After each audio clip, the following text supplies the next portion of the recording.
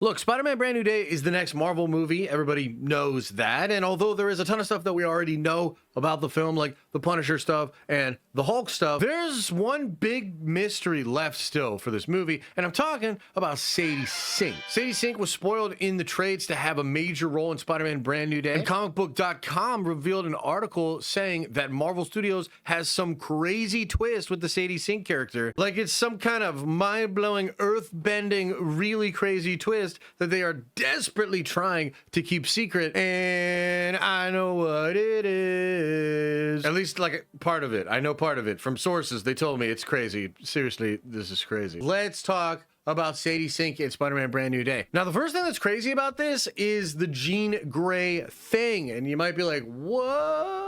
That's why I make the video and you listen to the video. Shut your mouth. God, I'm aggressive today. I need to calm down. Oh! Look, before Sadie Sink was revealed in the Hollywood trades to be in the movie playing whoever the fuck she is, Jeff Snyder actually scooped first that she was being looked at for Jean frickin' Grey in the X-Men reboot. And the thing about that is Jeff Snyder's really good. He's like the only reporter that had the RDJ Dr. Doom thing before it was officially revealed. I still kind of can't believe that shit, but he had that. So anyway, it's just hard to look past anything that Jeff Snyder says, right? So with him saying the whole Jean Grey thing, it's really interesting because then she pops up in this film and I was like, man, maybe she's still Jean Grey. But I want to be clear here, other people have said she's playing other characters. So other people, including Jeff Snyder himself, kind of walked back on the Jean Grey thing and heard that she was going to be a variant of Mary Jane. Christian Harloff said that he heard from a very good source that she's going to be Gwen Stacy, that she's basically confirmed to be Gwen Stacy. And then I've even had other people tell me that she's going to be an original character that nobody's ever heard of, something that starts with a letter K. All that to say that this big mystery around Sadie Sink's character is crazy, and there have been a lot of reports from really reliable people that are saying different things. It's almost like the only thing we know for sure is that whatever this is, it's really crazy, and Marvel might be putting out a lot of misdirection.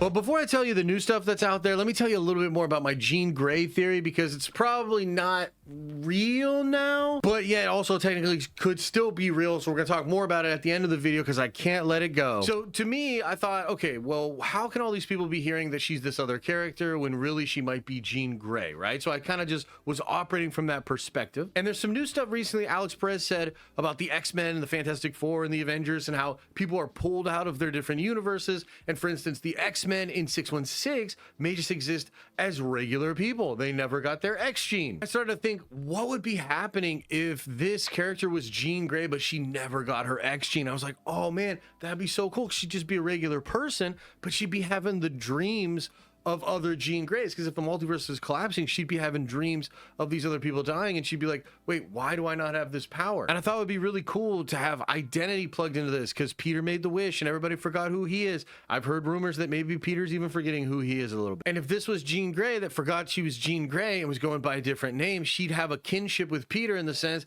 that he is forgotten that he's Peter and nobody remembers that he's Peter, so he can't even live the life that he once had. But I might have been doing that wishful thinking fanboy dreaming thing again, because I've been told it's not actually Jean Grey. What the fuck? All right, but let me tell you what's going on here. Let me just finally let the cat out of the bag, and it's really weird, but she's the multiverse.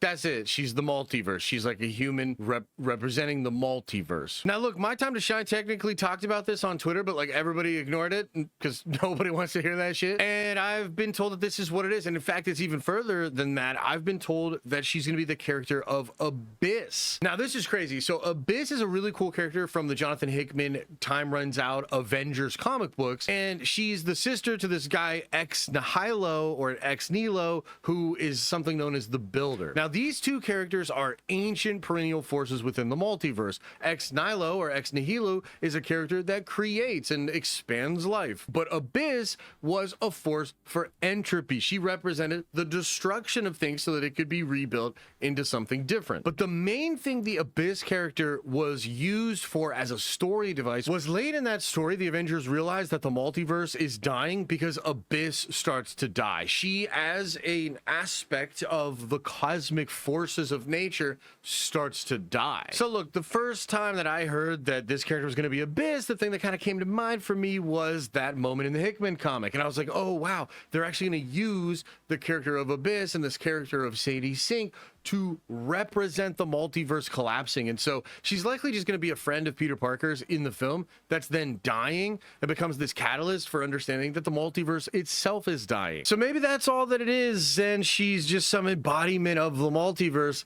But Abyss was also a really interesting character because she was one aspect of the multiverse. She was an aspect of the destruction. And it kind of makes me think of Alioth, right? So I'm kind of curious here. I'm wondering, is Sadie Sink's character going to be attached to Alioth and to that force of entropy? Is she going to be attached to this concept of antimatter, right? This was something in Deadpool and Wolverine, antimatter and matter, this sort of golden light thing, and then this like dark light thing, which reminded me of the life force and the anti-life force, like just some high-level metaphysical concepts from Marvel Comics. Is she going to be a character with powers that are really crazy and destructive, but then she starts to fall apart herself, and then that's how Peter becomes connected to her, and then that's how he learns of the wider multiverse being destroyed? Does her being in this movie have something to do with Peter's place within the multiverse? That would be really interesting. Now, real quick, I want to talk about Jean Grey again. I know, I just can't let it go. Look, this concept of the multiverse itself, this concept of entropy, this character of Abyss,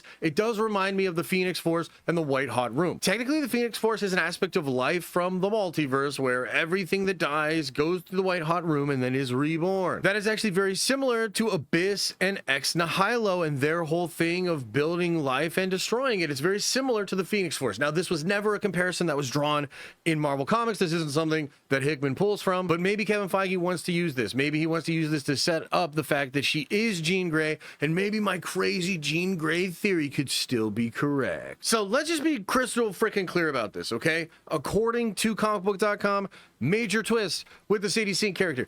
Crazy twist with Sadie Sink. We've had really good reporters talk about how she's Jean Grey, talk about how she's a version of Mary Jane, talk about how she's Mary Jane's kid. We've had people say she's Gwen Stacy. We've had people say she's an all-new character. So there's clearly something crazy here. People are hearing a lot of different things, and there's a major twist with the character. And then My Time to Shine Hello randomly says that she is the multiverse after I was told that she is the multiverse. Beyond that, I am hearing the name Abyss, the character from Jonathan Hickman comic books. So she's Abyss potentially. Perhaps that makes her very similar to the Hickman comic book character. Perhaps she'll be completely different. But I think without a doubt, this means that this movie's multiversal, right? People are saying it's street level or it's grounded. Not at all. And this is probably the biggest tell as to why this character, this big mystery character in Sadie Sink, is somehow the multiverse herself. She's somehow connected to the multiverse herself. What the fuck? So that is, of course, going to be really crazy. I believe it's what's going to connect this movie to the freaking Doomsday movie and set Peter on a crazy course for the Secret Wars film. So I don't know, guys. What do you think about this? Is this way too weird? She is the multiverse. Is that too crazy for normies, or do you think they'll be able to get it? Also, do you think it's possible she's the multiverse, but technically she's the White Hot Room and it's all getting mixed up and she's actually Jean Grey? Like, do you still think there's a chance that she's Jean Grey? Let me know your thoughts about this Sadie Sink thing in the comment section below. And as I always say, I hope you are having an awesome and a nerdy day, and I'll see you in the next video.